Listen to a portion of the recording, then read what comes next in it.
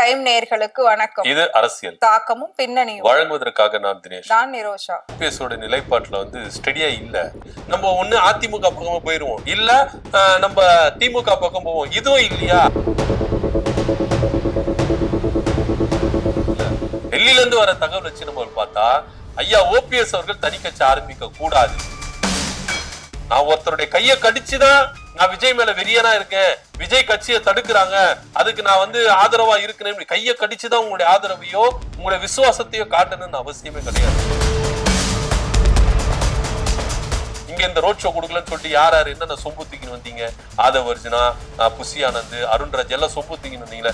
இன்னைக்கே நீங்க சைலண்டா இருக்கிறீங்க. புஷி ஆனந்துக்கும் ரங்கசாமி அவர்களுக்கும் ஒரு இரக்கமான சூழ்நிலை போயிட்டு இருக்கு. சோ இதை வைத்துக்கொண்டு புஷி ஆனந்த் தன்னுடைய ஒயின் ஷாப் அதை டெவலப் பண்ணணும், ஆதவர்ஜுனா பாண்டிச்சேரியில லாட்டரி கொண்டு வரணும். இதுக்கு இவங்க கூட்டணியை வச்சு இதை டெவலப் பண்ணிடலாம். அதனாலதான் நீங்க ஆக மொத்த கொங்கு பெல்ட்ல நீங்க கொஞ்சம் வீக் ஆயிட்டீங்க அப்படின்னு தான் நம்ம எடுத்துக்கணும். சோ தங்கமணியும் இங்க எடப்பாடி பழனிசாமிக்கு எதிராக இருக்கிறாரு அப்படின்னு பார்க்கப்படுது. ஏன்னா இதெல்லாம் வச்சு செங்கோட்டையன் அவர்கள் தமிழக வெற்றி கழகத்துல போய் சேர்ந்துட்ட பேர் என்ன சொல்றாரு? 2026 அவர் ஜெயிச்சுட்டாருன்னா மாபெரும் தலைவரா மாறிடுவார். அதுக்கப்புறம் இபிஎஸ் அடிச்சுக்கிறதுக்கு ஆளே இல்ல அதிமுக. எம்ஜிஆர், ஜெயலலிதா, இபிஎஸ் அந்த வரிசையில வந்துருவாரு. ஒருவேளை தோத்துட்டாருன்னா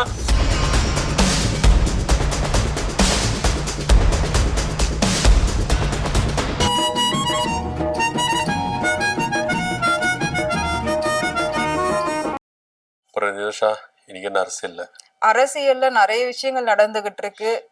இன்னைக்கு எந்த கட்சியில இருந்து யாரு நாளைக்கு எந்த கட்சி போவாங்கன்ற மாதிரிதான் இப்போ சூழ்நிலை போய்கிட்டு இருக்கு. அப்படி இருக்கிற பட்சத்துல ஓபிஎஸ் தனியாவே சுத்திக்கிட்டு இருந்தாரு, என்ன பண்றதுன்னு தெரியாம. ஒரு வழியா அமித்ஷாவை போயிட்டு சந்திச்சு அங்க ஒரு முடிவு பண்ணிட்டு வந்திருக்காங்க. இப்ப தனியா கட்சி ஆரம்பிக்க கூடிய ஒரு வாய்ப்பு இருக்கா, அந்த மாதிரி ஏதாவது எண்ணம் இருக்கான்னு சொல்லி கேட்கும்போது அப்படி இல்ல அப்படின்னு சொல்லியிருக்காரு. ஏதோ மாத்தி மாத்தி பேசுறாருன்னு எல்லாரும் சொல்றாங்க. என்ன விஷயம்? ஓபிஎஸோட நிலைப்பாட்டுல ஸ்டெடியா இல்ல, ஆமா, மாறி மாறி சொல்லிட்டு இருக்காரு அப்படின்னு. ஏன்னா நீங்க அதிமுகவுல இருந்து ஓபிஎஸ் வெளியேற்றப்பட்ட பிறகு வரைக்கும் பாத்தீங்கன்னா ஒவ்வொரு நிலைப்பாட்டிலையும் அவர் மாறிதான் இருக்கிறார். ஒரே ஸ்டாண்டர்டா நின்று நம்ம அரசியல் செய்யணும் அப்படின்ற ஒரு ஸ்டாட்டிக்கான ஒரு ஸ்டாண்ட் அவர்கிட்ட இருக்குதா அப்படின்னா அது இல்ல அப்படின்றதுதான் தெரியுது, நல்லாவே தெரியுது. இதனாலேயே ஓபிஎஸ் நம்பி வந்தவங்களுக்கு கொஞ்சம் ஏமாற்றம் தான் அடைஞ்சிருக்கு. அதனால என்ன பண்றாங்கன்னா தங்களை திரும்பவும் அதிமுகவில் இணைச்சுக்கிறாங்க. அது மாத்திரம் இல்லாம திமுக பக்கமும் தங்கள் பார்வையை அவங்க என்ன பண்றாங்க, சாட்சிக்கிட்டே போறாங்க. இதுல ஓபிஎஸோட தீவிர ஆதரவாளர் Manoj Pandian MLA, sitting MLA, அவரு தன்னுடைய எம்எல்ஏ பதவியை ராஜினாமா பண்ணிட்டு திமுக போய் இணைஞ்சார். இத்தனைக்கும் அவர் என்ன சொல்றாரு, நான் ஓபிஎஸ் கிட்ட சொல்லிட்டு தான் வந்தேன் அப்படின்ற ரேஞ்சில தான் பேசப்பட்டது. சோ ஓபிஎஸ் நிலைப்பாடு ஒரே நிலைப்பாடா இருக்குதா அப்படின்னா இல்லவே இல்லை. இப்ப கொஞ்ச நாளைக்கு முன்னாடி என்ன சொன்னாங்க, அதிமுக ஒன்றிணைக்கணும், இல்ல கட்டி டிசம்பர் 15ஆம் தேதி வரைக்கும் தான் டைம், அது வரைக்கும் இந்த அதிமுக உரிமை மீட்பு குழுவை நாங்க கழகமா மாத்துவோம், அதாவது தனி கட்சியா நாங்க தொடங்குவோம் அப்படின்னு வைத்தியலிங்கம் அவரை விட்டு என்ன பண்ணாரு பேசுறாரு. ஆனா ஓபிஎஸ் அவர்கள் ஸ்ட்ரெயிட்டா ஒரு ஸ்டேட்மெண்ட் சொல்றாரா அப்படின்னா இல்லவே இல்லை. ஏன்னா நீங்க இதுக்கு முன்னாடி பாத்தீங்கன்னா என்டிஏ கூட்டணியில இருந்து ஓபிஎஸ் டீம் விலகிச்சு. அப்போ பாத்தீங்கன்னா பண்ருட்டி ராமச்சந்திரன் அவர் தான் சொன்னாரு. என்ன சொன்னாரு அப்படின்னு பாத்தீங்கன்னா, நாங்க என்டிஏ கூட்டணியில இல்ல, என்டிஏ கூட்டணின்றது வஞ்சிக்கிறது எங்களை அப்படின்னு சொல்லிட்டு நாங்க என்டிஏ கூட்டணியில இருந்து விலகுறோம் அப்படின்னு பண்ருட்டி தான் சொன்னார். பண்ருட்டி தானே சொல்ல மாட்டார், ஓபிஎஸ் சொல்லிதான் பண்ருட்டி அவர்கள் சொன்னார். சோ அப்போ திரும்பவும் என்டிஏ கூட்டணிக்குள்ள சேர்றதுக்கான வாய்ப்புகள் இருக்கு அப்படின்னு அதே ஸ்டேட்மெண்ட் ஓபிஎஸ் அவர்கள் சொன்னார். இப்போ பண்ருட்டி ராமச்சந்திரன் சொன்னது உண்மையா இல்ல ஓபிஎஸ் சொன்னது உண்மையா அப்படின்ற ஒரு குழப்பம் வருது. இன்னைக்கு வைத்தியலிங்கம் என்ன பண்றாருன்னா, நாங்க தனி கட்சி ஆரம்பிப்போம் டிசம்பர் 15ஆம் தேதி பிறகு அப்படின்னு சொல்றாரு. ஆனா ஜெயலலிதாவுடைய நினைவு நாளுக்கு அஞ்சலி செலுத்தின வந்த பேரு நான் எப்போ சொன்னேன் கூட்டணி நாங்க தனி கட்சி ஆரம்பிக்கும், நான் சொல்லவே இல்லையே அப்படின்னு பல்ட்டி அடிக்கிறார். இப்போ வைத்தியலிங்கம் சொன்னது கரெக்டா இல்ல இவர் சொல்றது கரெக்டா? ஒரே குழப்பமான சூழ்நிலை இருக்குல்ல. இதனாலேயே ஓபிஎஸ் உடைய ஆதரவாளர்கள் என்ன நினைக்கிறாங்க அப்படின்னா, இவர் கூட இருந்தா இதுதான் நம்மளுக்கு கதி, இவர் ஏமாந்து இப்ப இருக்கிறார்கள் அரசியல், அதே மாதிரிதான் நம்மளும் இருப்போம், அதனால நம்ம மூட்டை முடிச்செல்லாம் கட்டிட்டு நம்ம ஒண்ணு அதிமுக பக்கமா போயிருவோம், இல்ல நம்ம திமுக பக்கம் போவோம். இதுவும் இல்லையா, செங்கோட்டையன் அவர் அதிமுக இருந்து விலகி தமிழக வெற்றி கழகத்துக்கு போயிட்டாரு.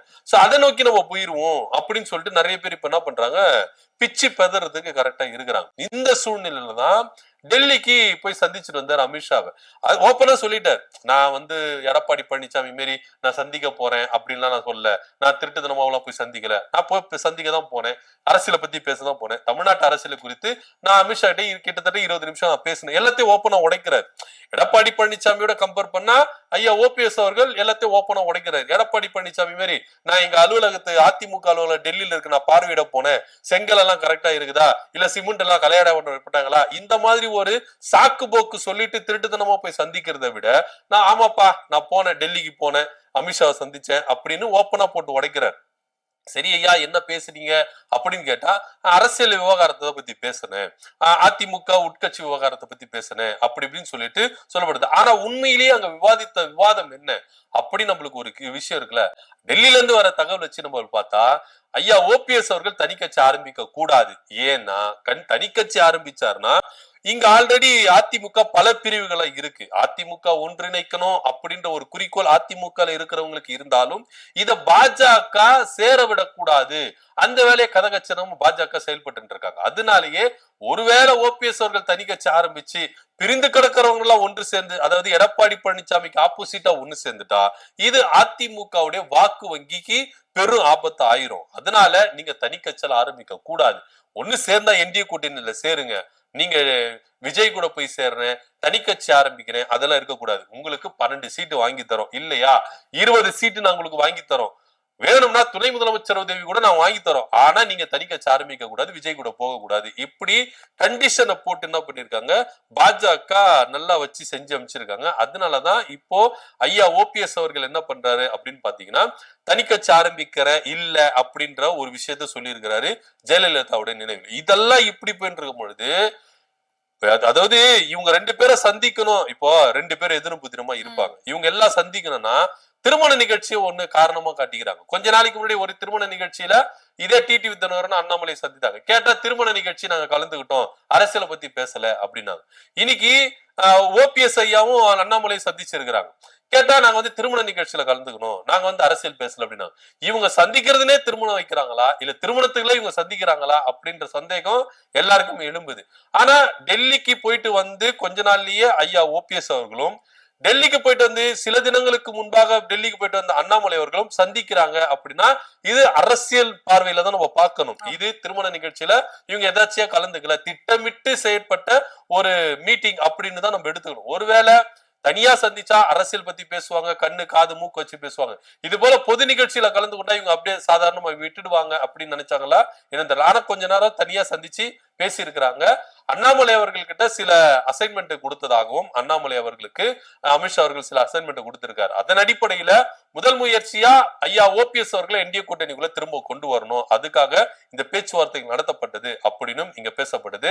ஆக மொத்த ஐயா ஓபிஎஸ் அவர்கள் தனியா கட்சி ஆரம்பிக்க மாட்டாரு, திரும்பவும் என்டிஏ கூட்டணிக்குள்ளதான் வருவாரு அப்படின்றதையும் இங்க பார்க்க வேண்டிய ஒரு விஷயமா தான் இருக்கு. நீங்க சொல்ற மாதிரி முழுக்க முழுக்க அவங்களோட சந்திப்பு வந்து ஒரு அரசியல் ஆதாயத்துக்காக தான் இருக்கும் அப்படின்றது எல்லாருக்குமே வந்து தெரியுது. ஏன்னா அண்ணாமலைக்கு வந்து எப்படி இபிஎஸ் ஆகாது, அதே மாதிரி ஓபிஎஸ்க்கும் இபிஎஸ்க்கும் நிறைய பிரச்சனைகள் இருக்கு. சோ இவங்க 2 பேரும் சேர்ந்து இவரை வந்து தள்ளுறதுக்கான வாய்ப்புகளும் இருக்கு. இவங்க 2 பேர் சேர்ந்து கட்சி அடுத்து வேற ஏதாவது பண்றதுக்காக கூட மேபி பிளான் போடுறதுக்காக இருக்கலாம். இதுல இன்னொரு விஷயம் என்ன அப்படின்னு நம்ம பார்த்தோம்னா, டிடிவி தினகரனும் சபதத்து இருக்காரு, எடப்பாடி பழனிசாமி 2027 தேர்தல காணாம போக வைக்கணும், இதுதான் எங்களுடைய குறிக்கோள். நாங்க அதிமுக ஜெயிக்கிறோம் ஜெயிக்கல, அதே போல அதிமுக ஆட்சிக்கு வருது வரல, எங்களுக்கு அதை பத்தி எல்லாம் கவலை கிடையாது. எங்களுக்கு ஒரே ஒரு கோல் என்னன்னா இபிஎஸ் நாங்க 2026 சட்டமன்ற தேர்தல காணாம போக வைக்கணும்.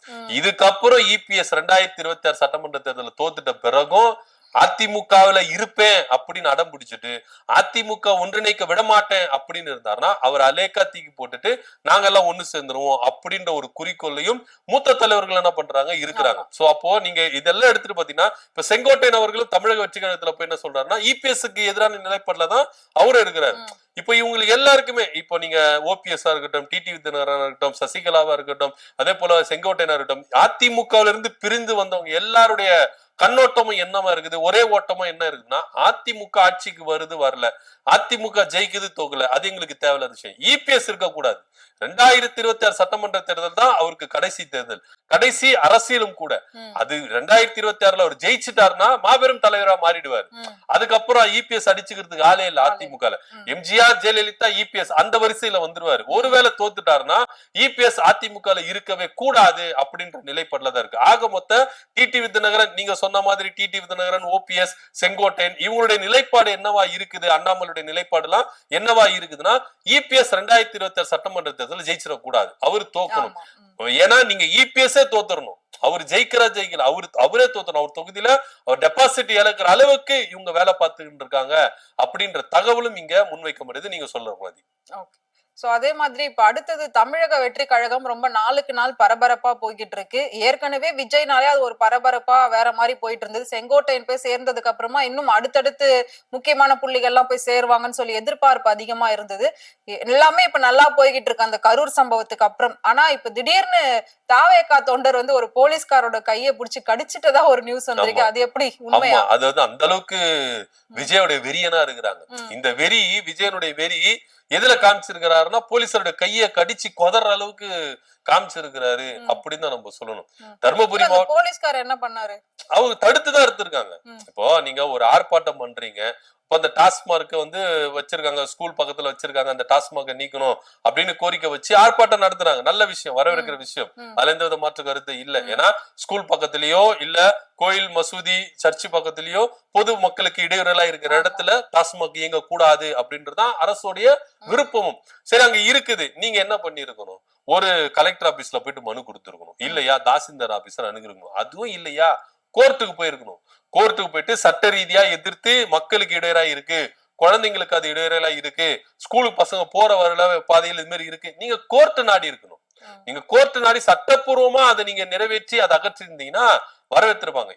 நீங்க என்ன பண்ணிருக்கீங்க? ஆர்ப்பாட்டம் பண்ற ஒரு விஷயத்துல போயிட்டு அராஜகம் பண்ணிருக்கீங்க, அட்டுழியம் பண்ணிருக்கீங்க. சரி, ஓகே, உங்களுக்கு நீங்க ஆர்ப்பாட்டம் பண்றீங்க, உங்களுக்கு அனுமதி இருக்கு, நீங்க கடையை தாக்க போறீங்க. அப்படி தாக்கும் பொழுது போலீஸ் வேடிக்கை போடுமா? கண்ணு கையை கட்டி வேடிக்கை பார்க்குமா? ஒருவேளை அப்படி பார்த்திருந்தா சட்ட ஒழுங்கு பிரச்சனை இருக்குமா? அரசு பொது சொத்துக்கு சேதமா இருக்குமா? சோ இதெல்லாம் தடுக்கிற விதத்தெல்லாம் காவல்துறை என்ன பண்றாங்க? செயல்பட்டு இருக்காங்க. அப்படி தடுக்கும் பொழுது ஒரு காவல்துறை, ஒரு போலீஸாரோட கையை பிடிச்சி இந்த அளவுக்கு கொடூரமா இவங்க தாக்குறாங்கன்னா எந்த அளவுக்கு வெறி கொண்டு இருந்திருப்பாங்க. கொலைவெறி தாக்குதல் மாதிரிதான் கடிச்சு கொதறி இருக்கிறாங்க. இவங்களால பார்த்தா நம்மளுக்கு பயமா இருக்கு உண்மையிலேயே. இவங்க கிட்ட இருந்து நம்ம என்ன பண்ணோம், கொஞ்சம் தள்ளியதான் இருக்கணும். ஏன்னா எப்ப எதை பிடிச்சி கடிச்சு கொதருவாங்க. இன்னைக்கு கையை கடிச்சு போது நாளைக்கு கழுத்தை கடிக்க மாட்டானுங்கன்னா நிச்சயம். சோ இந்த கூட்டம் எந்த அளவுக்கு இந்த மாதிரி ஒரு தற்கூரியான கூட்டமா இருக்கு, ஒரு முதிர்ச்சி அடையாத கூட்டமா இருக்கு. முதல்ல இவங்களை மனநோயாளி பார்க்கணும், ஒரு மனநல மருத்துவரை வச்சு இவங்களை வந்து என்ன பண்ணணும், ட்ரீட்மெண்ட் கொடுக்கணும். ட்ரீட்மெண்ட் கொடுத்துட்டு இவங்க பிசிக்கலா வந்து தயாரா இருக்கிறாங்கப்பா, மென்டலி இவங்க தயாரா இருக்கிறாங்க அப்படின்னு கொடுத்தாதான் இவங்களை வெளியே விடணும் அப்படின்னு ரேஞ்சுக்கு அவங்களுடைய செயல்பாடுகளை இன்னைக்கு என்ன பண்றது, சமூக வலைதளங்கள்ல பரவிட்டு இருக்கு. இந்த அளவுக்கு இருக்கு. இதுல இன்னொரு விஷயம், இப்ப அவரு கடிச்சாருல, அவர் மேல இப்ப வழக்கு பதிவு செஞ்சு காவல்துறை என்ன பண்ணிருக்கு, அரெஸ்ட் பண்ணிருக்கு. இப்ப என்ன ஆச்சு? உங்க லைஃப் போச்சா? யாரோ ஒருத்தர் தூண்டி விடணும், யாரோ ஒருத்தருக்காக நீங்க வந்து உங்க விசுவாசத்தை காட்டணும்னு, இப்படி விசுவாசம் காட்டணும்னு அவசியமே கிடையாது. சட்ட ரீதியில நீங்க போராடி என்ன பண்ணீங்களா, விசுவாசத்தை காட்டிருக்கலாம். நான் ஒருத்தருடைய கையை கடிச்சுதான் நான் விஜய் மேல வெறியனா இருக்கேன், விஜய் கட்சியை தடுக்கிறாங்க, அதுக்கு நான் வந்து ஆதரவா இருக்கிறேன், கையை கடிச்சுதான் உங்களுடைய ஆதரவையோ உங்களுடைய விசுவாசத்தையோ காட்டணும்னு அவசியமே கிடையாது. இதெல்லாம் ஒரு புறம் இருக்க, பாண்டிச்சேரியில இவங்களுக்கு பொதுக்கூட்டத்துக்கு அனுமதி கொடுத்திருக்கிறாங்க. பாண்டிச்சேரியில பொதுக்குழுக்கு அனுமதி கொடுக்கும்போது ரொம்ப ஸ்ட்ரிக்டா போட்டிருக்கிறாங்க. 5000 பேர் தான் அலோ பண்ணணும். அதே மாதிரி தமிழ்நாட்டுக்காரங்க யாருமே உள்ள வரக்கூடாது. இப்ப நீங்க பாண்டிச்சேரி எடுத்துட்டீங்கன்னா ஒரே ஒரு ரோடு தான், ஒரு தெரு தான் இருக்கும். இந்த பக்கம் தமிழ்நாடு, இந்த பக்கம் பாண்டிச்சேரி, நடுவுல அந்த ரோடு தெரு தான் இருக்கும். நீங்க நார்மலா அங்க இருக்கிறவங்க எப்படி போவாங்க, எப்படி போவாங்க, அது பிரச்சனை. இது வந்து பெரிய இந்தியா பாகிஸ்தான் பார்டர் மாதிரி எல்லாம் கிடையாது. எல்லாம் நம்ம இந்தியாவுக்குள்ள இருக்கிறதுனால எல்லாம் சகஜதான். ஆனா நீங்க பொதுக்கூட்டம் அப்படின்னு போயிட்டா நீங்க தமிழ்நாடு ஆளுங்க உள்ள போவே கூடாது. எல்லாம் ரொம்ப கியூரா பாக்குறாங்க. ஆதார் கார்டு எடுத்துட்டு போகணும், கியூஆர் கோடு கொடுக்கணும். போலீஸ்கார் ரொம்ப ஸ்ட்ரிக்டா, பாண்டிச்சேரி போலீஸ்காரங்க வந்து ரொம்ப ஸ்ட்ரிக்டா ஃபாலோ பண்றாங்க. கர்ப்பிணி பெண்கள் போக கூடாது, குழந்தைகள் போக கூடாது, முதியவர்கள் போக கூடாது. ஏன்னா என்ட்ரன்ஸ்லயே ஃபில்டர் பண்ணி அனுப்புறாங்க. அந்த ரேஞ்சுக்கு ரொம்ப கடுமையா வந்து என்ன பண்றாங்கன்னா காவல்துறை வந்து செயல்படுறாங்க. ஆனா இந்த கடுமை தமிழ்நாட்டுல இவங்களுக்கு கொடுக்கப்பட்டதானா? கொடுக்கவே இல்லை. இப்ப நீங்க உதாரணத்துக்கு கன்னியாகுமரி மாவட்டத்துல பொதுக்கூட்டம் நிச்சய, அந்த மாவட்டத்தில் இருக்கிறோம் தான் நீங்க கலந்துக்கணும் அப்படின்னு சொல்லிட்டு காவல்துறை உங்களுக்கு ரெஸ்ட்ரிக்ஷன் கொடுக்கவே இல்லை. நீங்க சென்னையில இருந்து கூட போய் கலந்துக்கலாம். ஏன்பா நீ சென்னையில இருந்து கன்னியாகுமரிக்கு வந்து கலந்துக்கிற அப்படின்னு சொல்லிட்டு காவல்துறை தடுக்கல. ஆனா இங்க நீங்க பாண்டிச்சேரியில இருக்கிறவங்க மட்டும்தான் நீங்க கலந்துக்கணும் அப்படி ஒரு கட்டுப்பாடு இங்க கொடுக்கவே இல்லை. ஆனா இவங்க தமிழக வெற்றி கழகம் என்ன பண்றாங்க, தமிழ்நாடு அரசு மேலேயோ முதல்வர் மேலேயோ கடுமையான தாக்குதலை முன்வைக்கிறாங்க.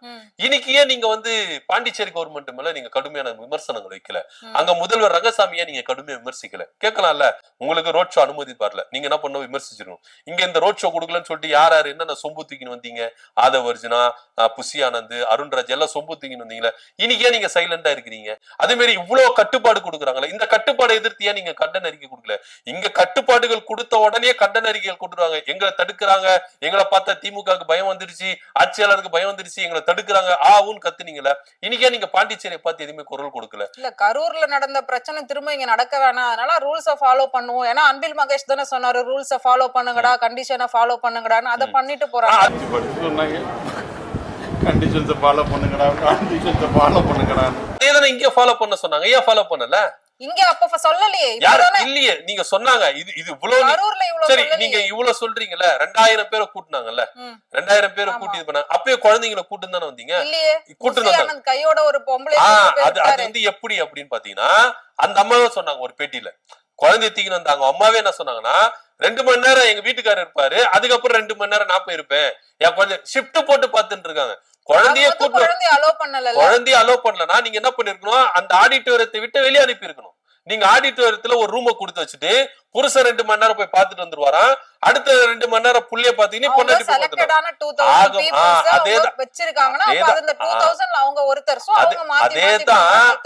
அப்படி கிடையாது. நீங்க அந்த 2000 பேர்ல நீங்க அவங்கள ஒருத்தர், அவங்க வீட்டுக்கார ஒருத்தர், அவங்க ஒய்ஃபும் ஒருத்தர், அவங்க மாமியார ஒருத்தர், அவங்க மருமகன் மீட்டிங் அட்டெண்ட் பண்றவங்க ஒருத்தர் தான்மா, நான் அது சொல்ல வரல. ஆனா நீங்க ஏன் இத வந்து முதல்லயே ஃபாலோ பண்ணல? நீங்க இப்போ நீங்க 2000 பேரை கூப்பிட்டு வச்சு எவ்வளவு அமைதியா நீங்க வந்தவங்க பொதுமக்கள் கிடையாது, நிர்வாகிகள் தான். அதுவும் நம்மளுக்கு வெட்ட வெளிச்சமா தெரிஞ்சு போச்சு, வந்தவங்க யாருமே பொதுமக்கள் கிடையாது, நிர்வாகிகள் தான் அப்படின்றது வெட்ட வெளிச்சமா தெரிஞ்சது.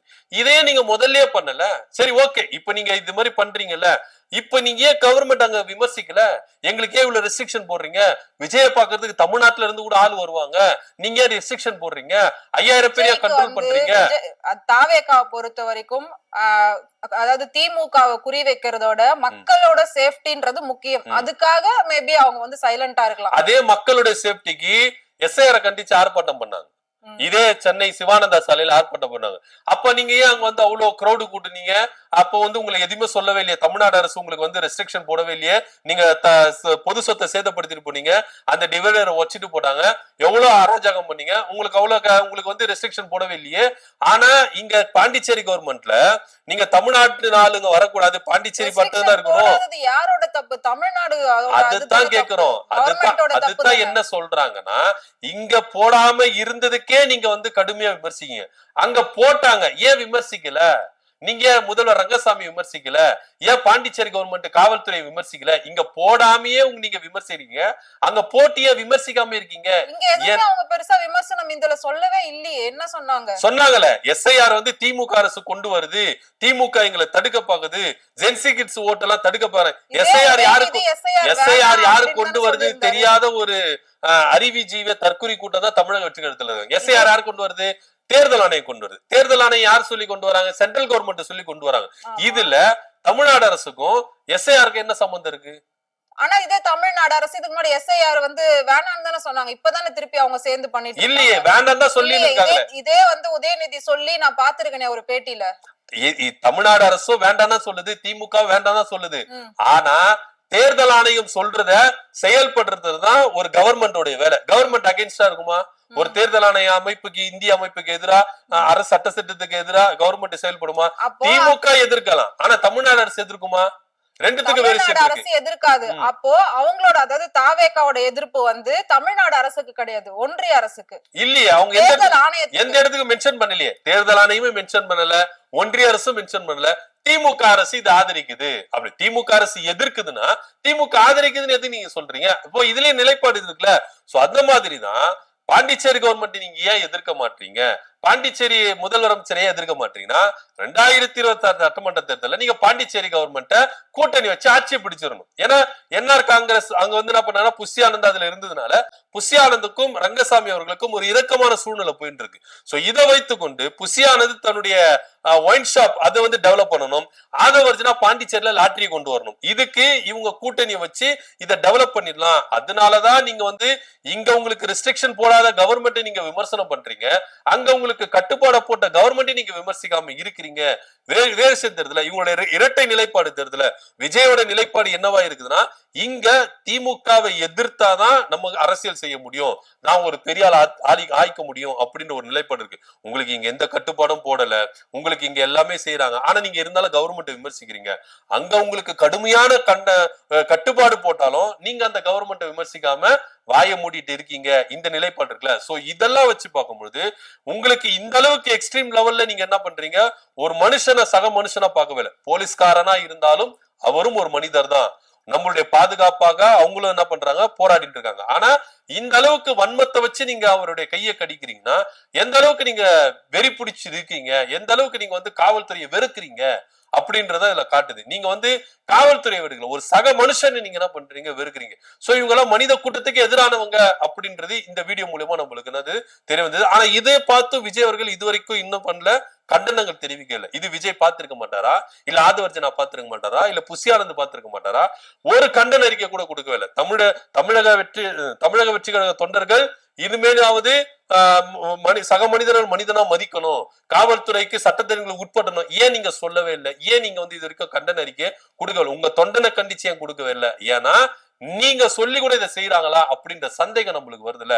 சோ ஆக மட்டும் பாத்தீங்கன்னா தமிழக வெற்றி கழகம் நமக்கு கொஞ்சம் டேஞ்சர் தான் அப்படின்றது இந்த வீடியோ மூலமா நம்ம பார்க்க வேண்டிய ஒரு விஷயமா தான். கண்டிப்பா டேஞ்சர் எல்லாம் கிடையாது. இதே காவல்துறை இதே ஆட்சியில எவ்வளவோ தப்பு பண்ணிக்கிட்டு இருக்காங்க, எத்தனையோ பேரை சாவடிச்சிருக்காங்க, எத்தனையோ பொண்ணுங்க விஷயத்துல அவங்க வந்து விட்டு கொடுத்து நடந்திருக்காங்க, எவ்வளவு பெரிய பிரச்சனைகளையும் அவங்க வந்து அப்படியே கேர்லெஸ்ஸா விட்டுருக்காங்க. கேட்டா திமுக ஆட்சி இது வந்து முழுக்க முழுக்க முதல்வரோட கட்டுப்பாட்டுல இருக்கக்கூடியது போலீஸ். அப்படி இருக்கிறப்ப அந்த போலீஸ்ல எவ்வளவு பிரச்சனைகள் நடந்திருக்கு, இன்னைக்கு வரைக்கும் அதெல்லாம் ஒரு மர்மமாவே தான் இருக்கு. அதுக்கெல்லாம் அப்ப தீர்வு காணல. இந்த போலீஸை கடிச்சிட்டாங்க அப்படின்னா அது ஓகே, தப்பா கூட இருக்கலாம். ஆனா உண்மை என்ன நடந்ததுன்றது அங்க இருக்கிறவங்களுக்கு தான் தெரியும். இப்ப நீங்க சொல்றீங்க அவர் வந்து தடுக்க வந்தாரு அதனால கடிச்சாரு அப்படின்றது, மேபி விஜய்க்கோ புஷி ஆனந்த்கோ இல்லாட்டி ஆதவர்ஜுனாவுக்கோ அங்க என்ன நடந்ததுன்னு தெரிஞ்சிருக்கலாம், யார் மேல தப்பு இருக்குன்னு தெரிஞ்சிருக்கலாம். அது தெரிஞ்சிருக்க பேசணும்ல, ஏன் பேசாம இருக்கிறாங்க? இப்ப நீங்க சொல்ற மாதிரியே நான் எடுத்துக்கிறேன், அங்க என்ன நடந்திருக்கு அப்படின்னு சொல்லிட்டு விஜய்க்கு தெரிஞ்சிருக்கலாம், புஷி ஆனந்த் தெரிஞ்சிருக்கலாம், ஆதவர்ஜனா ஏன் சொல்லல? சரி, நீங்க உங்களுக்கு உங்க தொண்டருக்கு ஆதரவா கூட நீங்க குரல் கொடுக்கவே இல்லையே. காவல்துறை மேல தப்புனா உங்க தொண்டர் மேல நியாயம் தான். ஏன் பேச வராம இருந்திருக்கும்? கண்டிப்பா அவங்க வந்து அது எப்படி வராம இருக்கும்? இப்போ நீங்க ஒரு ஊடகவியாளர், உங்களுக்கு தெரியாம இருக்க வராம இருக்கும்னா என்ன விஷயம்? அப்ப நீங்க எதனா ஒரு தப்பு செஞ்சா உடனே வந்துருது இல்ல, காவல்துறை இந்த தப்பு செஞ்சிருது உடனே கண்டன அறிக்கை கொடுக்கிறாரு விஜய், அப்ப மட்டும் தெரியுது. உங்களுக்கு ஆதரவான மனநிலைமையில கண்டன அறிக்கை வரலன்னா என்ன அது? இது வந்து ஒரு மேம்போக்கான பேச்சா தெரியுதுல. இல்லையே, இதே கரூர்ல வந்து விஜய் அந்த பிரச்சனை நடந்த உடனே சென்னைக்கு வந்தாரு, ஆளாளுக்கு விமர்சனம் பண்ணீங்க, சைலண்டா இருந்தாரு, 2 நாள் கழிச்சு பேசினாரு, அதுக்கப்புறம் தொடர்ந்து அவர் பேசிட்டு தான் இருந்தார். அந்த மாதிரி இப்ப நடந்திருக்கு, அதுக்கு அதை அனலைஸ் பண்ணிட்டு திரும்பவும் அவங்க பேசுறதுக்கு மேபி கொஞ்சம் டைம் எடுக்கும். அதுதான் எவ்வளவு லேட்டுன்ற கேக்குறேன். அப்போ நீங்க வந்து உங்க கையில ஆட்சி கொடுத்தாலும் லேட்டா தான் பண்ணுவீங்களா?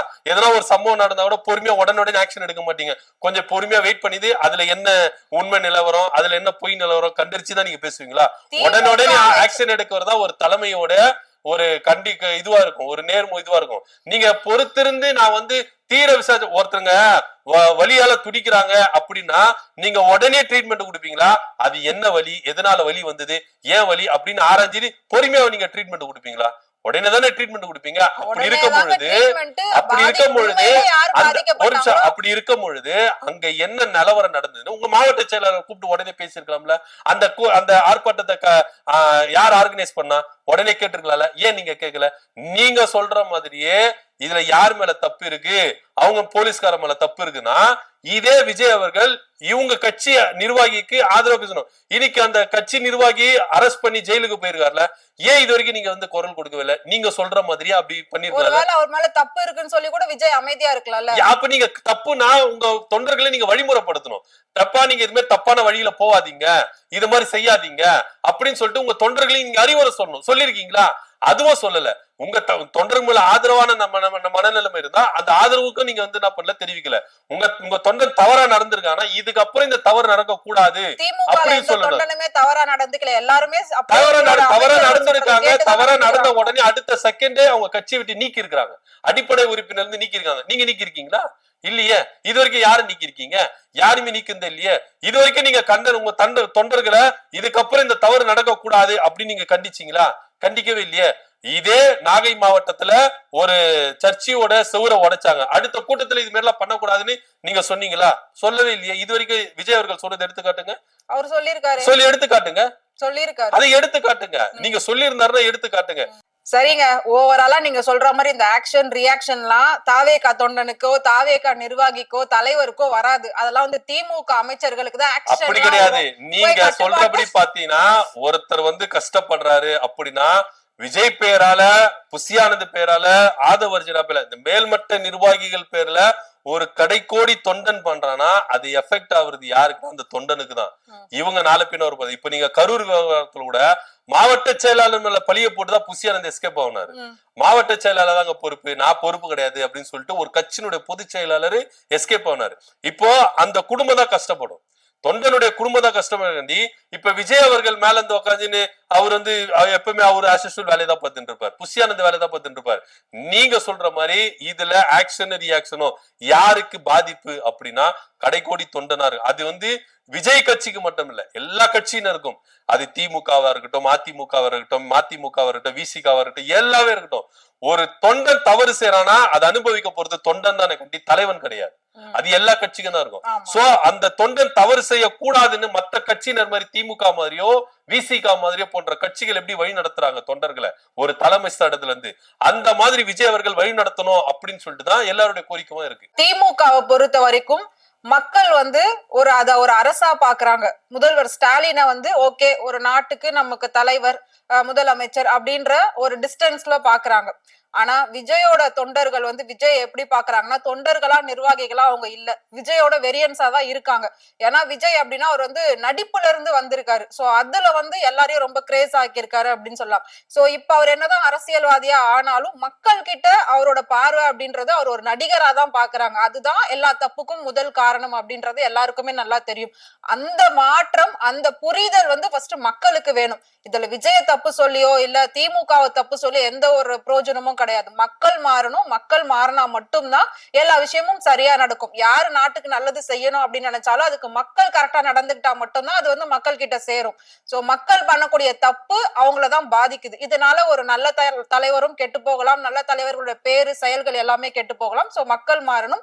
இது நம்ம இன்னும் அடுத்தடுத்து பேசலாம். அடுத்ததா இன்னொரு விஷயம் என்ன அப்படின்னா, இப்போ மறைந்த முன்னாள் முதல்வர் ஜெயலலிதா அவர்களுடைய நினைவு நாள் போச்சு. ஒவ்வொரு தலைவர்களும் போயிட்டு அஞ்சலி செலுத்தினாங்க, மரியாதை செலுத்தினாங்க.